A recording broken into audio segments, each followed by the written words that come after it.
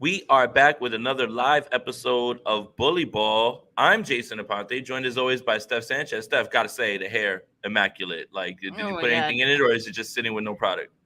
Well, it has product. I haven't washed my hair today yet, so Uh, this is just from a couple of days. So I guess oh that my goodness, helps. I don't that know. my It's like goodness, man. I the mean, the just natural oils. Sometimes the natural oils, like they be doing their thing, and you just let it be. my barber says the same exact thing. Hey, stop washing your hair every day. I'm just like, wait a minute, It is am bad. I not supposed to? I don't get it, You're not but supposed to. yes, No, you're not okay, supposed all to. right. Well, hair tips and 49ers football. That's what you get here on the Bully Ball podcast. But Steph, today is the day for 53-man rosters. I guess we Hmm. can go over some people that we believe would make it. I think everything is pretty much set in stone, especially with some of the injuries that we'll talk about. There's one position group in particular that is in flux because they don't have any healthy available kickers. But hey, it's okay. We don't got to talk about that right now. Um, Not yet, First, at least. I wanted to start this show because in our group chat, there was something about a Jimmy Garoppolo clip. I'll be honest with you, Steph. I haven't watched it, so this will be my first time listening to it. Oh, Yeah. okay. Oh, okay. So, I mean, by your reaction and by the way that Rob was It's a talking very about it, it's a very short clip, but and he doesn't say too much. But I mm, think the silence, the lack of things being said, is loud. so in That's this why. case, the silence is deafening, and Yeah. what's not being said is Yeah. louder than what's being said. Yeah, absolutely. Oh, I can't wait to hear it then. Rob, you got the clip? But Roll cue it. it up, Rob. Let's get it. I want to hear this, man, and I want to overreact and be completely extra about it. I can't wait. Let me see. Of the Trey Lance trade to Dallas. Weird situation. Been a lot of weird situations over there in San Francisco. Just to leave it at that. But I'm happy Trey got another shot, man. How do you think San Francisco's handled those quarterback situations? How do you think they've handled them? I think it's been messy. I'll put it that way. Yeah, that's a nice way to put it. Oh, wow. Messy is a nice way to put it. Oh wow. That's Um. that's wild. Oh wow. Well, first, Steph, you react first. Go. I mean, I think we already knew, us as fans know that this situation has been messy. And so hearing it from Jimmy Garoppolo, it's no surprise. He knows way more than we do. And I can't wait for the time in, I don't know, however long, years maybe, that we do finally get some of the truths spilling out. Jimmy Garoppolo being far too kind, honestly, just leaving it at that and, not saying too much. But again, Jay, like I said, the lack of things he said, I think, tell you everything you need to know. That was interesting. That was very interesting. Yeah. And you know what? I love it when players speak as candidly as that, right? Yeah. I do implore players at times to be very diplomatic. Sometimes I feel like the best answer is your media trained answer, particularly during the whole spat between the Eagles and like Debo Samuel. It's like at a point, it's just got to be, it is what it is. We lost. We're just trying to move on. Like, that's it. Like, you got to kind of let it go. But I'd be lying if I said that wasn't interesting, and I definitely wanted to hear about that. And he said, messy is a nice way to put it. So I guess because the question was tied into the Trey Lance thing, and you and I haven't had a chance to react to it together on here, I want to make sure that people understand we're not trying to draw it out because he does not play for the team anymore, but we do have to talk about it at least once. Mm-hmm. It's part of our job. So Trey Lance is a Dallas Cowboy for a 4th-round pick and pretty much ends the debate about, quarterback 2. Kyle Shanahan was asked about it right after the game. Leave it to this team. A lot of people, Steph, they always call us content creators. The real content creators are the San Francisco 49ers. It's a reality TV show. Yeah, we playing out. Steph and I are fishermen and fisherwomen, and the fish are jumping into the boat, but they're jumping in so much that we're going to capsize, and we're just trying to hit as many with the oar to keep. And that's essentially what the 49ers are. They're literally a nonstop content machine, and all of it is based around the quarterback position. So First, let's do the timeline real quick, because I do think it's important to call out certain missteps and things that just felt weird. So Sam Darnold's labeled the quarterback 2. Cool.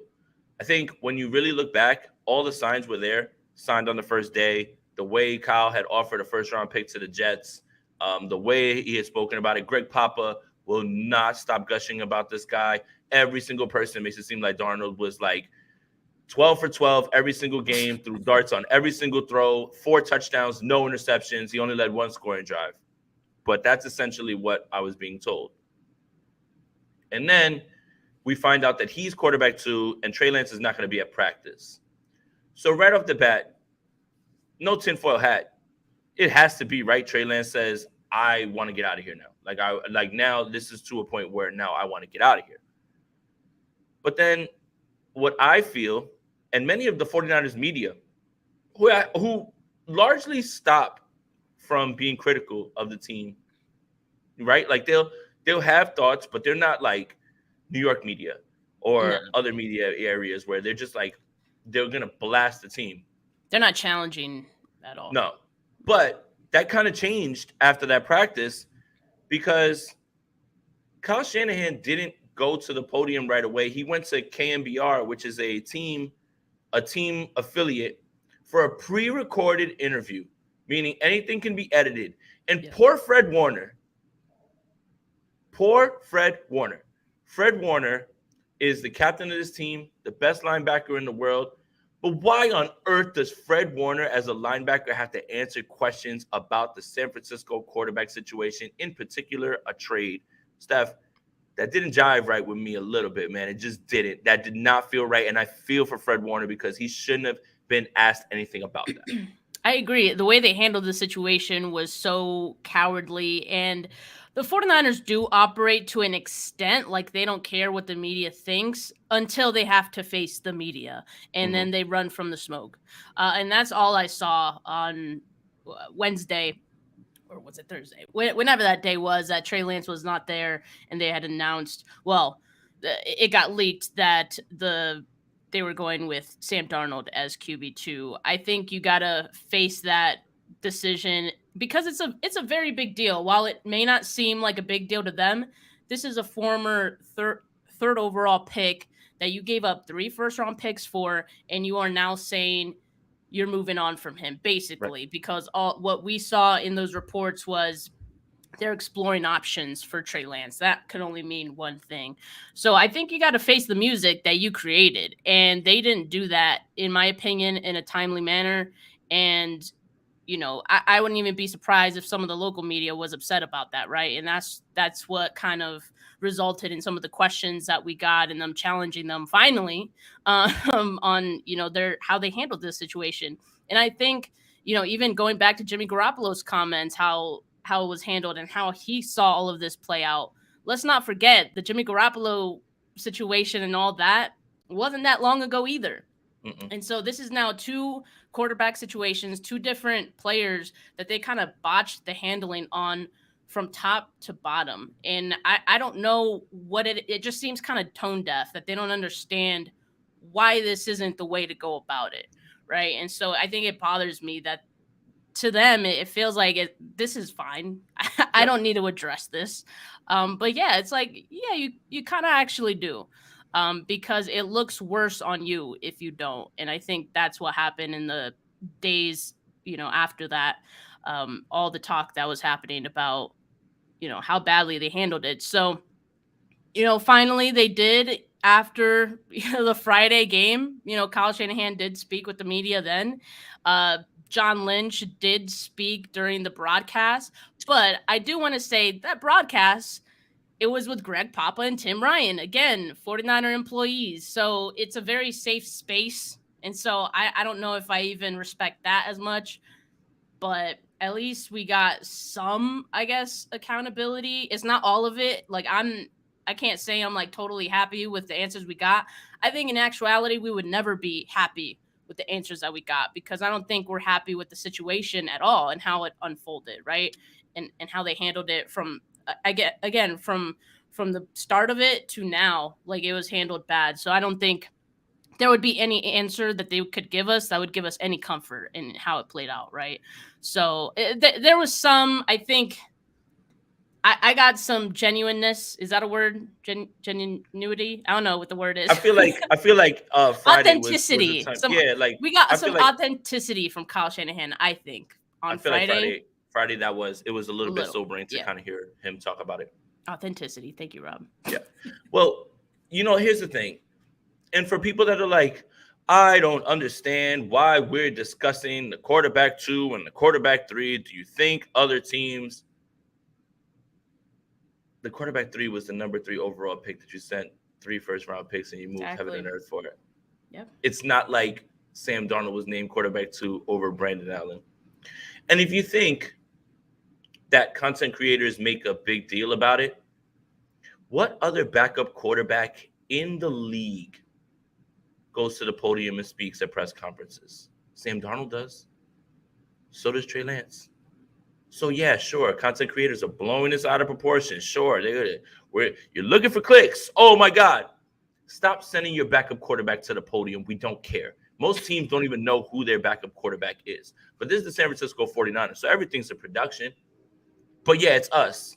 It's us. It's always us, and we're the ones sensationalizing it. And yet, they actually looked Sam Darnold in the face and said, you're a backup quarterback. Go to the podium and talk about being a backup quarterback.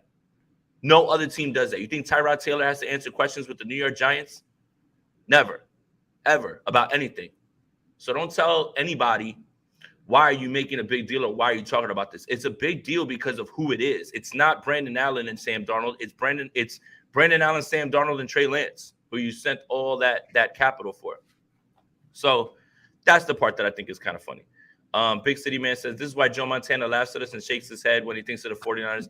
Hey, man, Joe Montana didn't handle his quarterback situation that well either, too. I got news for you. He definitely was acting like a baby and had a problem and, had to be sent away from the team because they were trying to move on to Steve Young.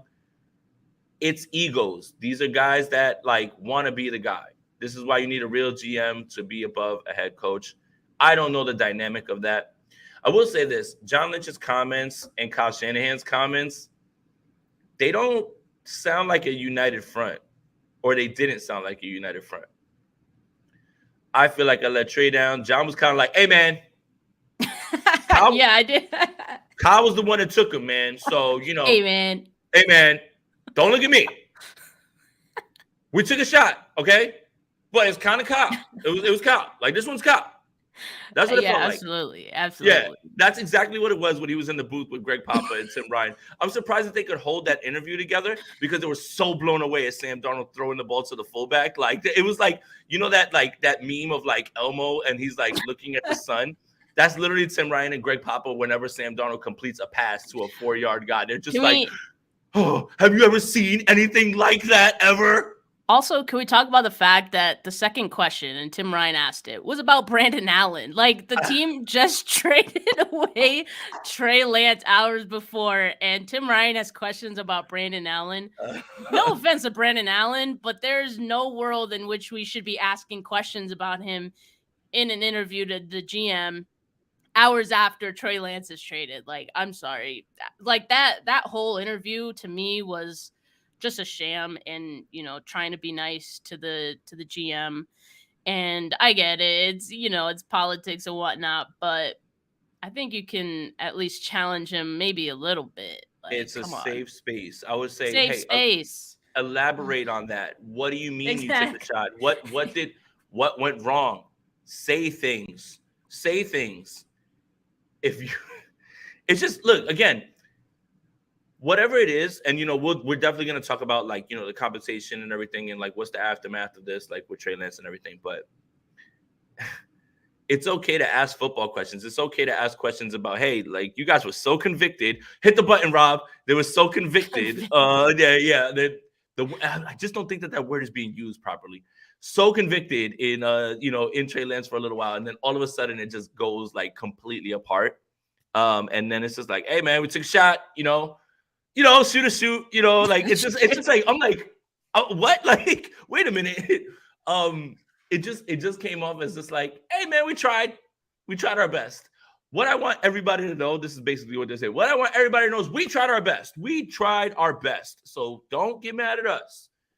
But yeah, the whole thing with like Papa and Tim Ryan is just like, That was a joke. well, Brandon Allen can spit it, man. What? Brandon Allen shouldn't even make the 53. No. Like, we'll talk about that later. But like, Yeah. what are we doing here? What are we doing here? But as far as Trey Lance goes, I think what you were talking about at the end of the game with the press conference was so good. Yeah. It was really good. It was really good to hear Kyle. I feel like I let Trey down. This is what happened. Like, and he seemed a bit remorseful for like the way things played out. I'm not completely of the proponent that it was just like, oh my God, Kyle botched this thing completely. I do think that obviously the circumstances with the way Brock is played, Kyle needs to be very like, I got to read this after I say this. It almost feels like Kyle wants to play it safe with what he knows as opposed to what he can predict, and that's kind of what he sees with Brock. But Nick Nice 21 says at the press conference, Kyle almost had me until that snippy remark right at the end. I'll be honest, I hated that question. I absolutely hated that question. I know what the question was, but for people who don't know, like what the question was. Yeah. So it was about the end of the Denver game, and they said, "Do you feel like it was developing him?" And saying, "Hey," they said, "Like, do you regret not going for the touchdown?" And say, if this was a regular season game and Trey Lance was in the same situation, they would have done the same thing. I think a lot of people forget that situational football exists. And they've done it with Jimmy Garoppolo, where they've like, you just waste the clock down so somebody can kick a field goal with the last few seconds. Literally did it against New Orleans. They've done it many times. Situational football was what they were teaching him.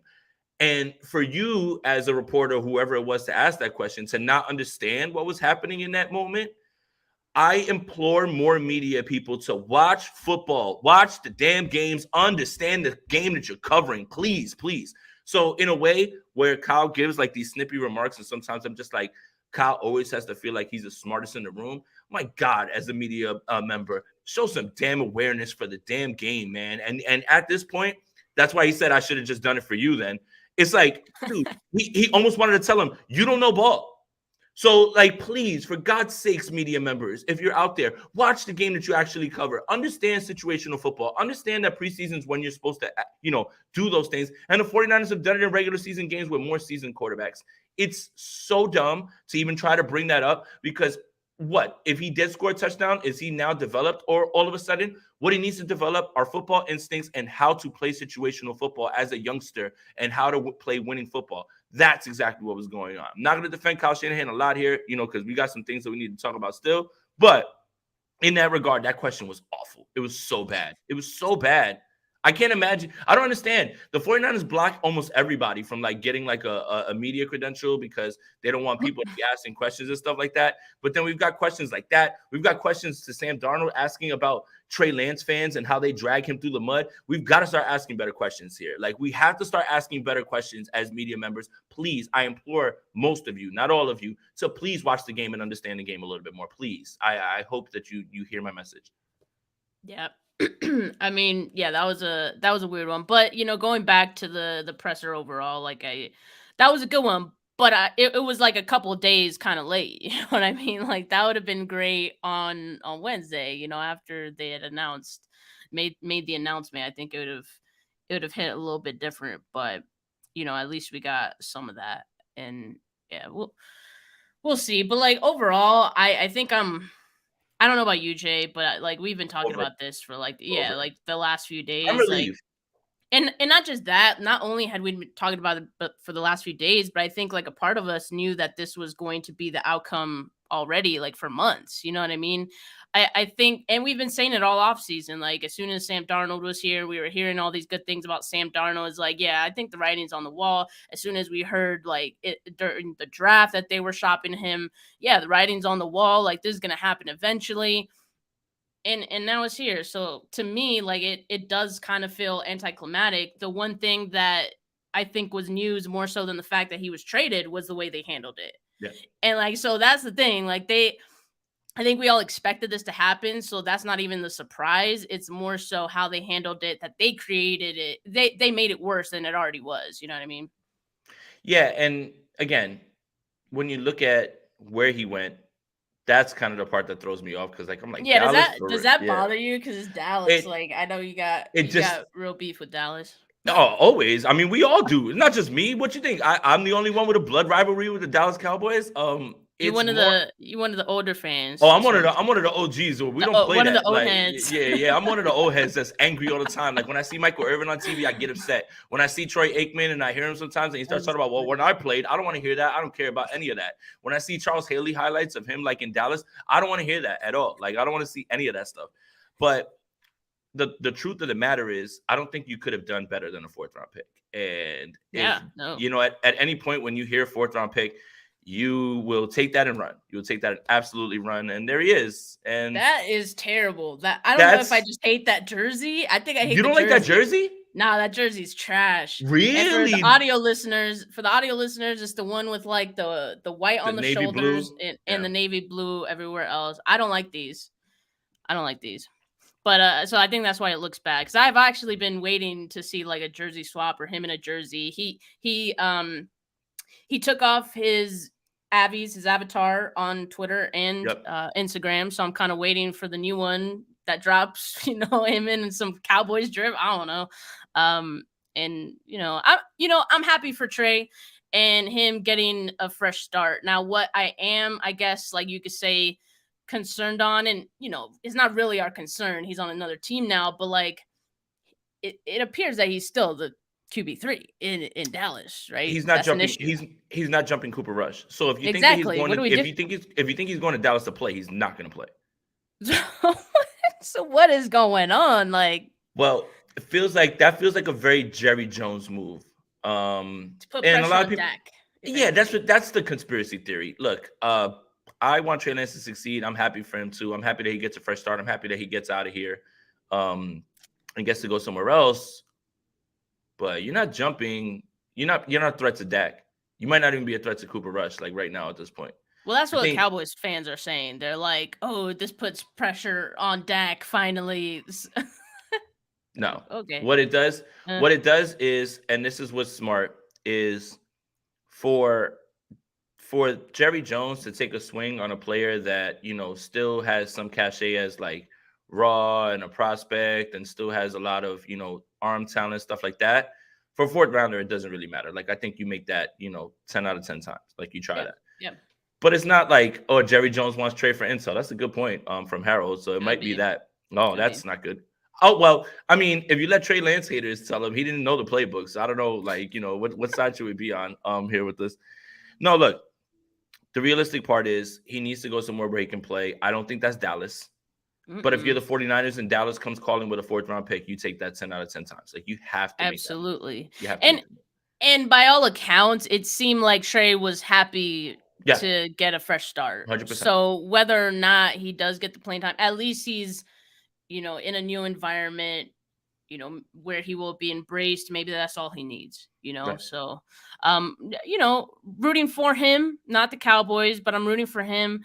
And we'll just see how that turns out. Now, if there's any scenario in which he does, get that opportunity for playing time and he looks good, like what do you think the reactions would be?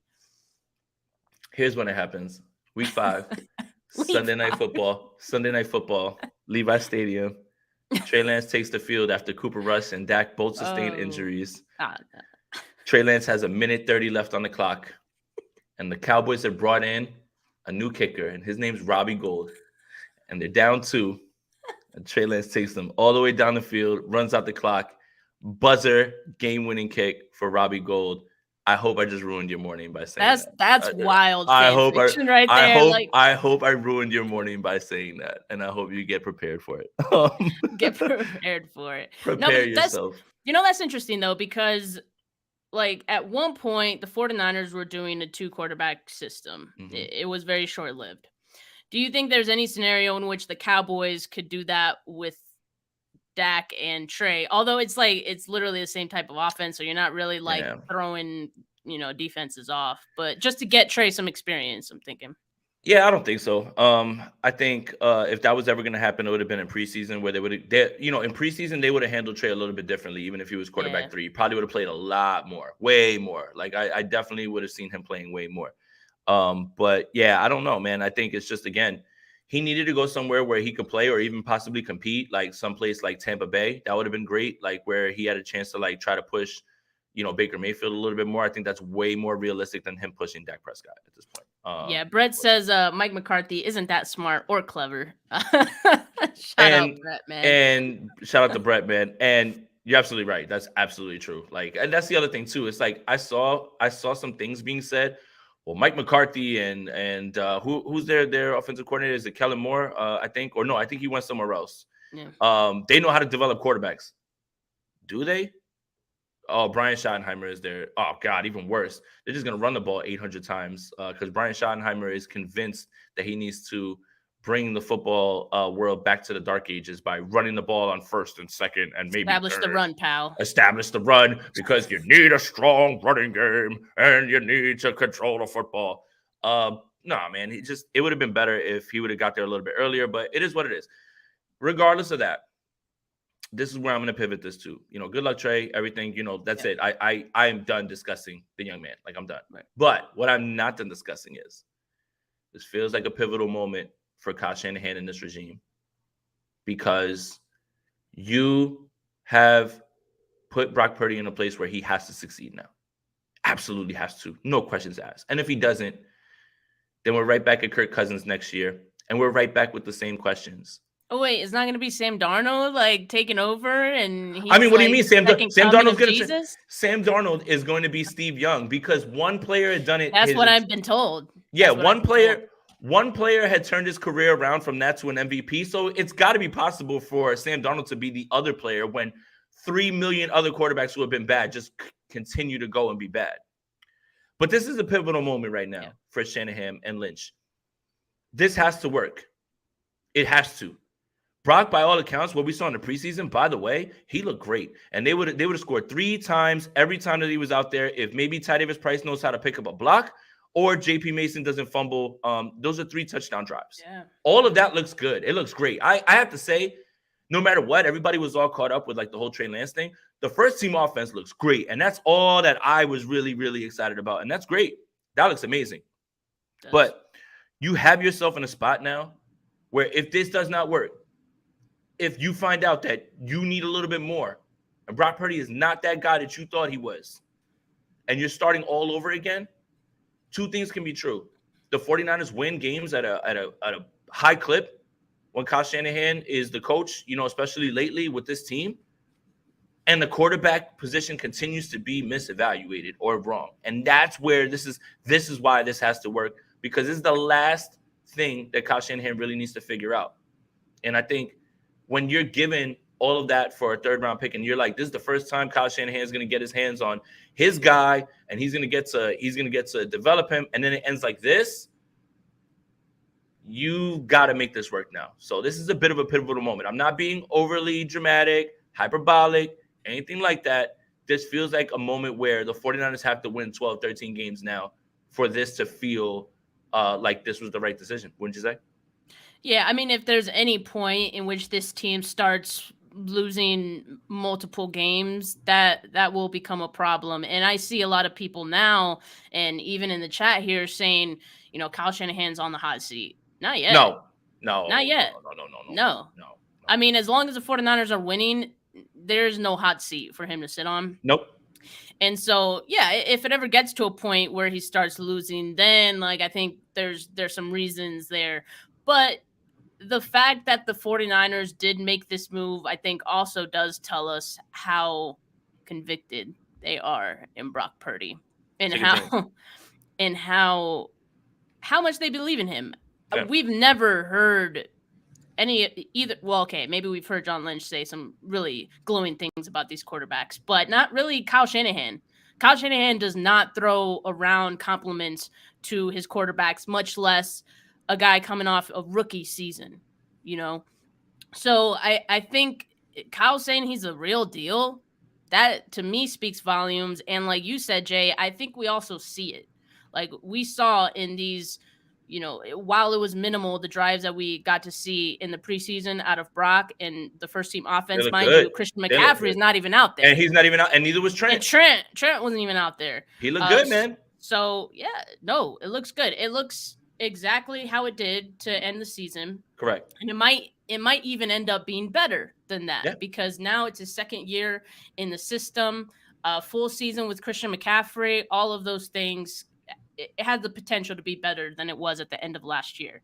So that being said, I think they just feel really strongly about Brock Purdy and where this offense is going to go. Now, that being said, the Achilles heel of this team and this offense has always been injuries, in particular, the quarterback injuries.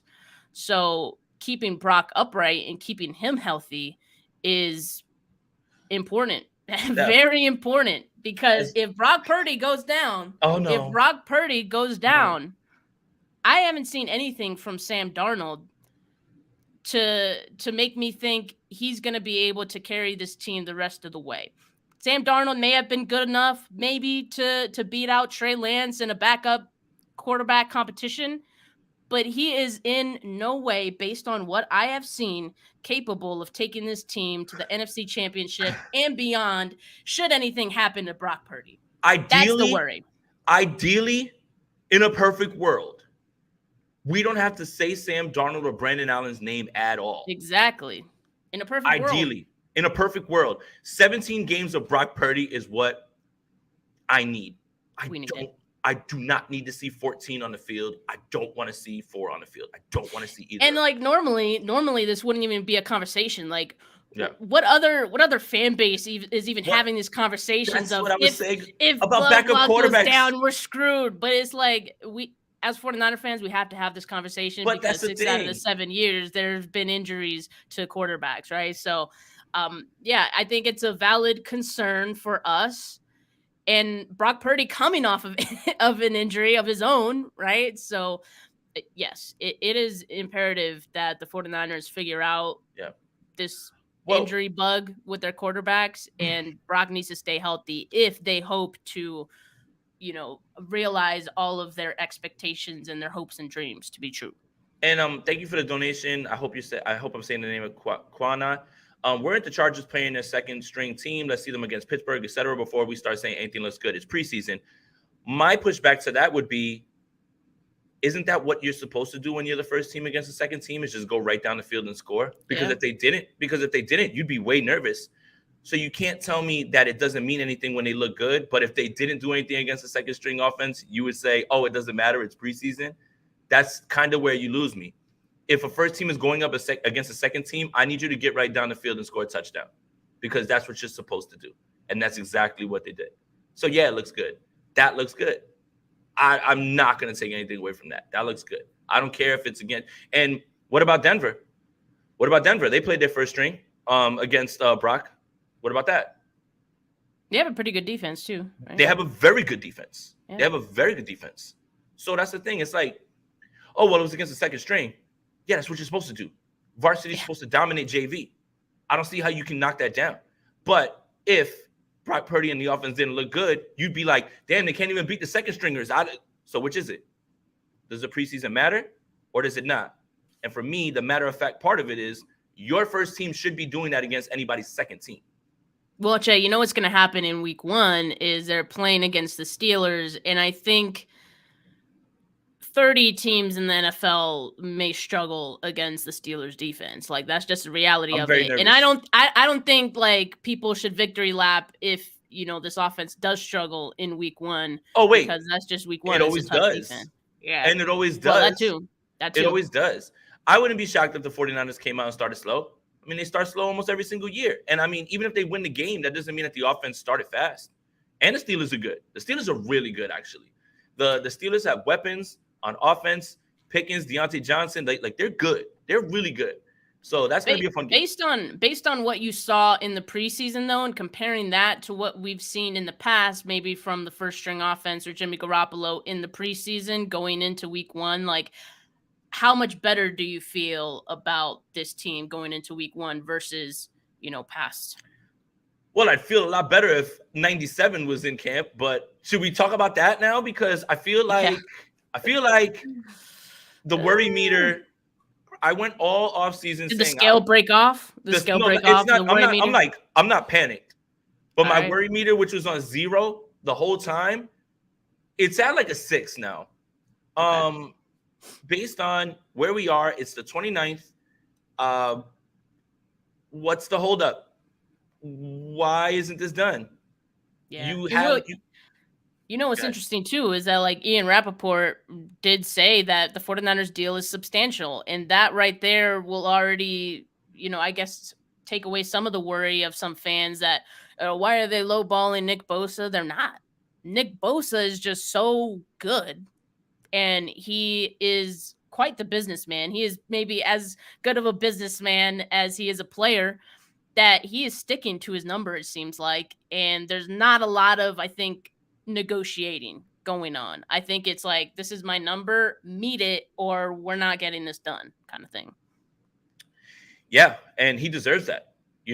Again, when you hear things like, I don't like the situation, that gets me a little uneasy. But I still have faith they'll get it done. Does this bleed into the season? I don't know. It could. I'm not ruling it out. It's getting closer and closer. Yeah. Like, it's getting closer and closer. And Harold says, I like Bosa, but he wants to break the bank. He deserves it.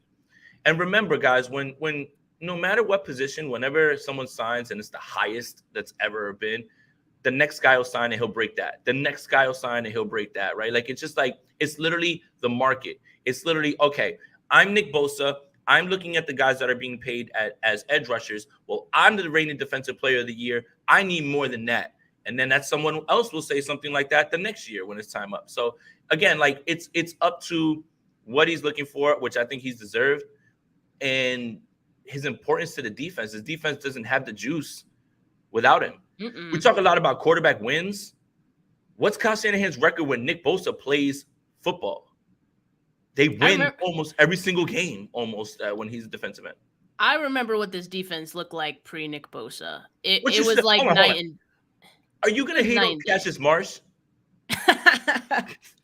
But You you know don't what I just mean? go- Like the rest go of the into camp. pieces, the rest of the pieces were there on this defense, and you plug Nick Bosa in, and that's what pretty much started the defensive dominance that we started to see. Right. And so, like, yeah, he makes a huge difference for that defense, and that's, I think, why part of the concern for us, because if this does go into the season, you might be dropping some games just because Nick Bosa isn't out there. That's how dire this situation is now becoming. Listen, I don't want you slandering Cassius Marsh, but one of the funniest things I've ever heard John Lynch say is you don't walk into camp and beat Cassius Marsh out. Like, you just don't. Like, I'm just like, all right, man. Okay, pal. But yeah, I mean, look, again, there's games that you win because of your defense, even when your offense is struggling, right? And this feels like one of those knockdown, drag 'em out games where it's like, who's going to get more stops? If you can get a turnover on defense, that might be the difference between, winning and losing. And Nick Bosa's like that. So, yeah, I'm not panicked. I'm definitely worried, though. Like, now I'm worried. I don't like when I hear I don't like the situation. Well, I don't like it either, John. Get it done. Yeah, John saying he doesn't like the situation, I think makes me more worried. That made me worried. Yeah, that made me worried. And like, I don't know if Rob checked it. Like, when he said it, did he like touch his head? Like, did he like go all the way up? Like, when he said it? Yeah, how high was he on the face? How high was he on the face? Yeah. What is it? Oh God, I don't like the situation, man. It was a radio interview, I believe, so I don't think we really got that. But yeah. Oh, that video. Well, was it a video? Oh, no. The video that he made about Seinfeld with the thing. Oh, about, like, yeah. And it was about Trey Lance. Yeah. John Lynch has quite the tell. Good. He is quite the tell. He has a worry meter, and it is his face. Oh, he does this. He's like, it's all right. All right. John Lynch, man. I love this team, man, so much. I do. It's so great. Like, everybody's just all stressed out and everything, and here I am. I'm living through memes right now. Like, well, I do have a question for you while we are talking about Nick Bosa. Like, do you think that the way that it's going right now, do you think it would warrant the 49ers wanting to look at who's out there in the edge market? Some teams are going to be cutting players. Like, are you keeping an eye on any edge guys that might get released or anything? Like, maybe a trade? Are you at that point? Because I've seen this depth. This edge depth is not nice. Like, that's not going to do it. And so I would explore it. I think even if Nick Bosa is there, I would explore it. Well, there was like rumblings about Trey Lance for a pass rusher to Minnesota, and I'm like, Daniil Hunter? I'm like, Daniil Hunter? Like, oh yeah, like, yeah. Like, right? like, go, like, go. But that never happened. I don't know if they're there yet. The team is a little bit kind of arrogant sometimes, so maybe they think they can get away with it. I mean, nothing's more arrogant than taking a kicker with the 99th pick. Is that your segue into that? Oh, beautiful segue. Beautiful. Oh, you want to talk about kickers. So the San Francisco 49ers don't have a kicker. Wellity. Okay. Well, it's comedy, man. Zoom in, Rob. Zoom in. It's comedy. It's comedy at this point. The kicker market is busy. Teams currently making calls around the league looking for opportunities to trade for kickers. Rams, Lions, Titans, 49ers, and Broncos. Well, Brad. Well, everyone. It seems that you can find kickers anywhere, right? At your local Trader Joe's, at your Walmart, on the street, on couches. Well. Not on couches. On couches. Oh, on couches. Joey Slye was on the couch. He's the franchise kicker for the Washington Commanders, baby. Guys, don't start coming over on this side. I don't know if that pick was good. It was never good. You're never going to get any sort of value out of that pick. Sorry. And now Jake Moody's injured. And now there's a possibility that Jake Moody might be doing something that the 49ers, I believe, are doing with Cam Latu, which is that's a phantom injury, and they want to redshirt him this entire year. You think? Yes, 100%. Drops, fumble, injury right before. Okay, yeah, no, the Latu one is totally warranted. I'm talking about Moody, though. They're going to put Moody on ice for a year? If they do that, they're going to trade Lance him? That I told you that you got to sit. If you're a rookie, you got to sit behind number 10, and even he's injured. Sounds like the quarterback situation. If you do that, that's too good. If you do that, and you wasted 99 and 101 on 2 red shirts, one of which is a kicker, that's egregious. It's gross. And there's no way anybody's ever going to tell me that pick. I just love the flip-flopping now. Damn, I don't know. Maybe it was poor process to pick a kicker. Well, let's look at the Cleveland Browns. Drafting Cade York and trading for Dustin Hopkins. I rest my case. Justin Tucker, Adam Vinatieri, all the great kickers of all time, which there's only a few of them, were undrafted. The idea of a franchise kicker has been the most overblown, insane theory in all of this offseason. 2 things that 49er fans focus way too much on: backup quarterbacks and kickers. And right now, the San Francisco 49ers may not have a kicker for week 1. Tristan Vizcaino, old buddy Tristan Vizcaino. I want to go back to him a little bit. In 2020, when Robbie Gould got injured, Tristan Vizcaino joins, 50-yard kicks, booming them straight off the street. Don't have to pay him nothing. Don't have to waste a draft pick. Poor process. No one will ever be able to convince me that pick is ever going to return the value of a top 100 pick, because it's absolute nonsense. Done. It's a very cautionary tale. I mean, we've seen it play out poorly before, and that was a huge risk by the 49ers. And it is early. I'm not the kind of person that's going to sit here and call, a player a bust or anything like that before the season even starts, or it's before not a bust. I know. It's return on investment. Yes, and it is a poor one for kickers for sure. Okay. I agree with you. I agree with you there. And the fact that, let's not forget, they did give up a pick to acquire Zane Gonzalez. Yeah, he's now hurt. And I know. Hold on. Yeah. He's now hurt. They're not going to be able to trade him and get anything out of that, because I think the plan was sound, that they were going to trade Zane Gonzalez and get something in return, or you get him for free, basically, for however many months you had him. That's not going to happen. That's out the window. So they used a pick on him. Now we're hearing that they are in the kicker market via trade. How many picks are they going to use on a kicker in one season? That's embarrassing. Jay, what's worse, using 3 picks on a kicker in one season or using 3 first-round picks and failing on Trey Lance? Don't even have to blink. 3 picks on a kicker. Any pick on a kicker. Don't even have to blink. You at least took a swing on a premium position. Yeah, at least you took your shot, right? You took a shot on a quarterback. I don't care. That doesn't feel good. But what feels worse is investing even 1 draft pick in a damn kicker. Quana, I hope I said this. Thank you for the donation again. Bosa wants fewer years on his contract. Wouldn't be the first. Revolving door at quarterback position. Maybe he doesn't want to be locked if window closes. I think it's a little bit of the money that he wants to command and the way the 49ers structure their contracts as well too, backloading it and things like that. And maybe Bosa just wants to get his money up front. I don't know. We're just all speculating at this point. I just want them to get this done so we can knock this off, because I feel like this was something where it was in the back of my mind and it wasn't even like an issue. And now it's like in the driver's seat of like the front of my mind now. Like I'm way more nervous now than I ever was about the Bosa thing. Man. Like so I talked about this, that like the Trey Lance situation was kind of a distraction from the Nick Bosa situation to us fans. Like, do you think that it was a distraction to the front office as well? No, I don't think it was that, but they knew that they would be able to just skirt by with questions like, you know, we're good, you know, me and Nick, we're working it out and everything. But now, because of the date, they can't give those answers anymore because nothing's getting done. So I don't know. I still in my heart of hearts think it gets done. Now, when does it get done? This is bleeding into the season. This is a season that's very important, that you can't start slowly. And Nick Bosa is not just somebody. He's like that guy. He's him. So you need him, and he can change games, you know, for you.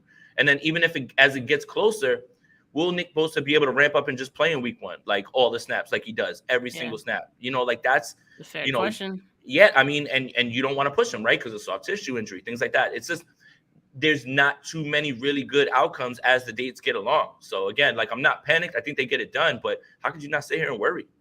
Well, Jay, it is August 29th, Tuesday. The 49ers do have to get down to 53 players by 1 p.m. I think it's Pacific, right? 1 p.m. 1 p.m. Pacific for Eastern, correct. And the reason I bring it up, too, is because Nick Bosa currently on the reserve did not what is it? The reserve did not report list. So he doesn't count against the 53. Exactly. So at least for the meantime, while that's getting sorted out, there could be someone who they can slip onto the roster in the meantime.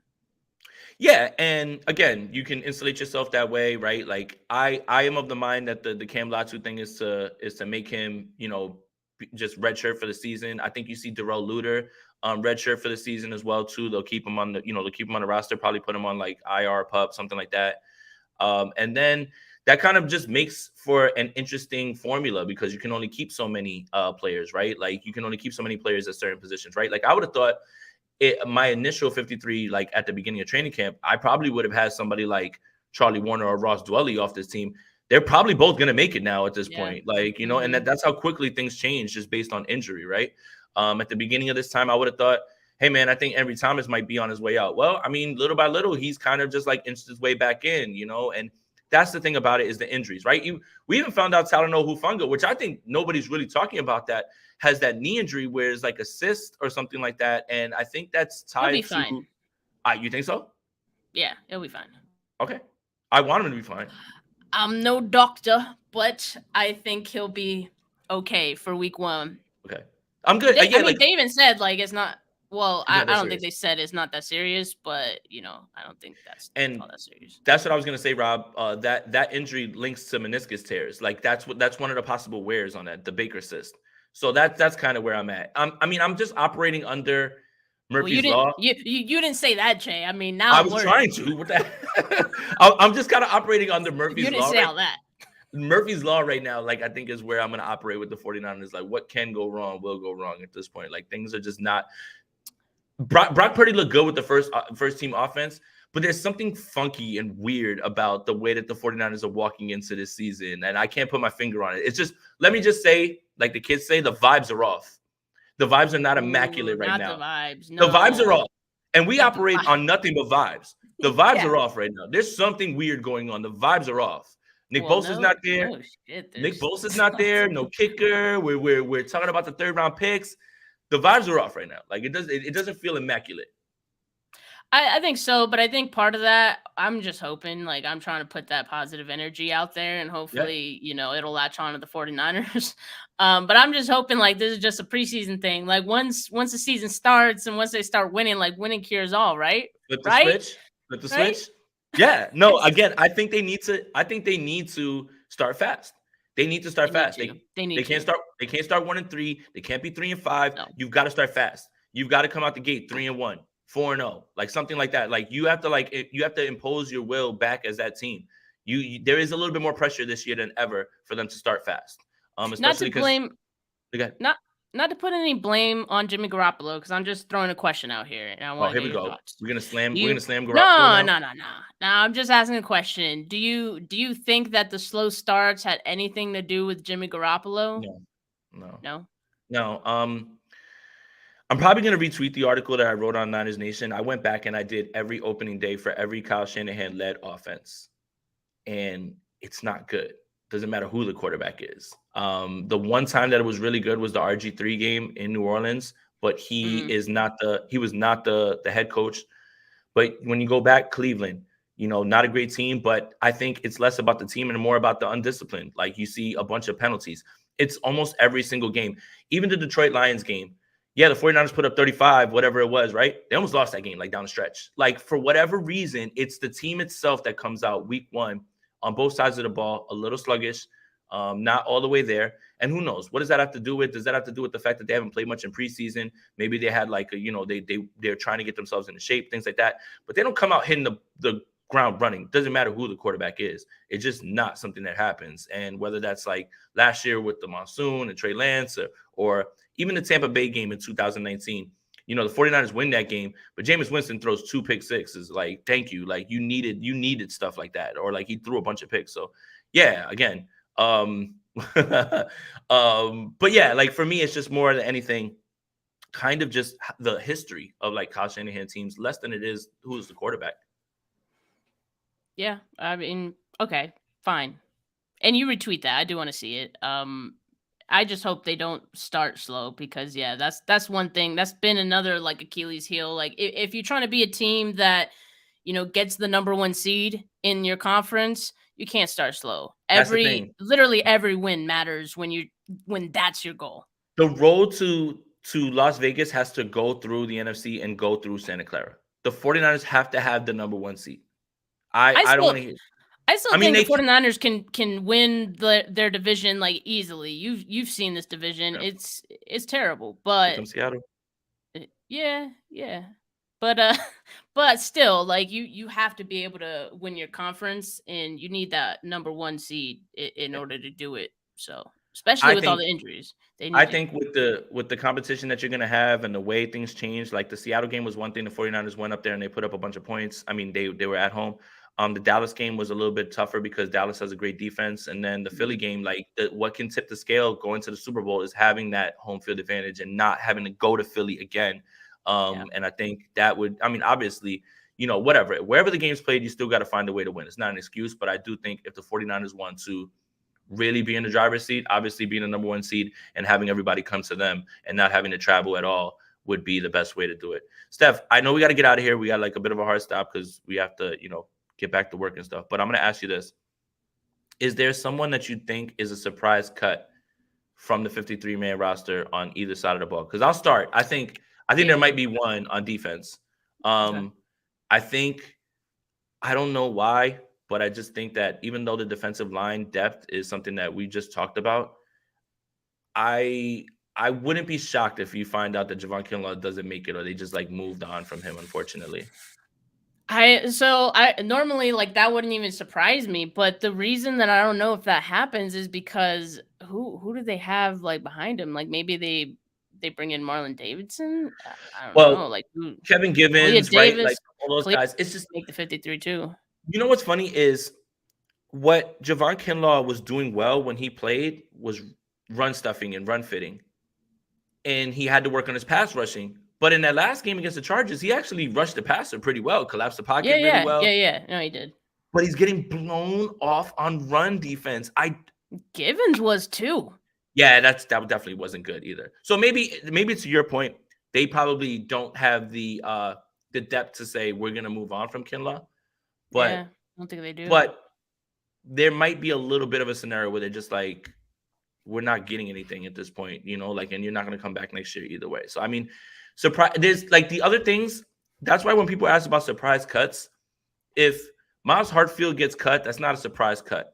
Like a surprise cut has to be someone that you kind of just penciled in on the team that you thought was just immediately going to be there and isn't going to make it. That's not a surprise cut, right? Like that's what I mean. Like if Tay Martin doesn't make this team, that's not a surprise cut. If Chris Conley doesn't make this team, that's not a surprise cut. Like a surprise cut is someone that you thought would be on this team. So let me preface that question with that, just to make sure that we give the proper context. I'm not saying it would, but that would be a surprise just based on that to me, because of the player and the depth. Okay. Okay, I'm gonna give one on offense. And hopefully this is a surprise enough. It's not, I guess it wouldn't be a huge surprise, but just based on him being a draft pick, based on him not being with the team all that long, we haven't seen too much of him. I would say Danny Gray is probably a candidate as well. I think the motivating factor between drafting Danny Gray was Trey Lance and what I think Trey Lance would be able to give this offense, as a throw of the football, more downfield, stretch the field, all that. That's not really what they would do with Jimmy Garoppolo or Brock Purdy, I don't think, or even Sam Darnold, I would say. So I think that kind of makes Danny Gray a little expendable. And I'm not sure if we've really seen the growth yet that, maybe they were hoping to see out of Danny Gray. And with the emergence of someone like, Ronnie Bell, and, Chris Conley has looked pretty good as well. He's dealing with an injury too. So that could ultimately be what helps Danny Gray. This is a good one too. But, I don't know. I think Danny Gray would kind of be on the outside looking in. If anything, I would not be surprised if, because he's dealing with an injury, he also goes to IR. And that's kind of their way of moving on, but still keeping him around. Well, speaking of surprise cuts, 49ers legend Trent Taylor was just cut by the Cincinnati Bengals, and he had been their punt returner. So maybe Pro Bowl Trent Taylor guy, like we get him back. Remember? Don't you remember the Trent Taylor hype, man? It was just like the hype was crazy. He's gonna be a Pro Bowler, slot receiver. He's gonna catch everything.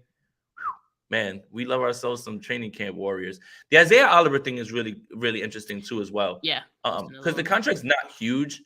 But considering the way that they spoke about him and the way he's performed, if he was left off this roster, I would say, man, like, did you misevaluate that entire? Because the best nickel corner available, we had to bring him in. Almost sounded like he was a lock to start.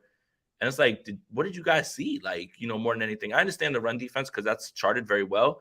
But the missed tackles thing, I talked about it on the last one. Yeah, exactly. All that hype Oliver got, right? He definitely did. And but what I noticed, and I think I talked about it on here, is his missed tackle rate has gone up every single year since he's been in the league, regardless of his snaps. So, I mean, it's just kind of something that was there for them to see. And now all of a sudden they're like, he misses tackles? What? Clutching pearls. Like, who didn't know? Yes, that's definitely a concern. I've seen people say he shouldn't make this roster. And I mean, you could definitely make that case based on what he's shown us this offseason, preseason, and all that. I do think, the 49ers saying that there was a competition and that's the reason why, Oliver was playing in that first preseason game. I don't think that's the case. I don't think it was more so someone like emerging. I think it was more so Oliver not performing to the level that they expected. So I kind of feel like they're kind of settling for Thomas, and it just so happened that Thomas is improved this season based on what we've seen.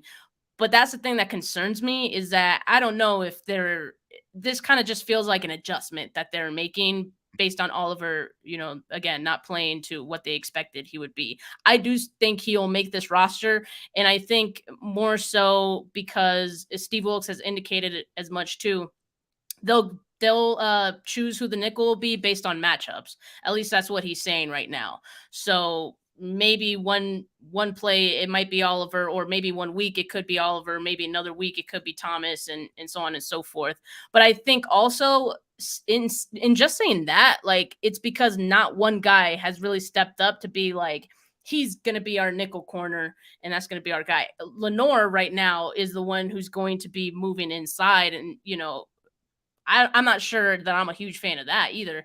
But again, I think that's because no one else, the guy who was meant to be the nickel corner, hasn't really, warranted giving him the starting spot. So that's a little concerning for me, but I think they keep him around just because maybe hoping that he'll figure it out some point in the season. Yeah, and I think that's interesting that you brought that up about like the rotation, because I could see a world where Lenore starts outside with Mooney, and then in nickel situations he kicks inside and Thomas is on the field. Like you do want to establish rhythm. I don't know how realistic that is, but I wouldn't say that that's something that I would like completely toss off the board at all, as well too. But yeah, this was supposed to be solidified. Like when we looked at the way that they spoke about him, the contract, all that stuff, you're just like, okay, they're just trying. And he literally fits like K'Wan Williams mold, like in terms of like how his physical profile is. So like I think they kind of had a vision like that for it.